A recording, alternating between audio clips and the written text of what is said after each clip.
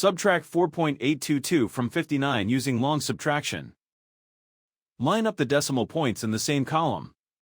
Add placeholder zeros so both numbers have the same number of decimal places. We work from right to left and finish one column before moving to the next. In the thousands column, 0 is less than 2, so we need to borrow. Borrow 1 from the ones column. 9 becomes 8. Carry the borrow through 2 zeros. Each cross 0 becomes 9. The 0 in the thousands column becomes 10. In the thousands column, 10 minus 2 is 8. In the hundredths column, 9 minus 2 is 7. In the tenths column, 9 minus 8 is 1. In the ones column, 8 minus 4 is 4. Bring down 5 in the tens column. Bring the decimal point straight down into the answer. The final result is 54.178.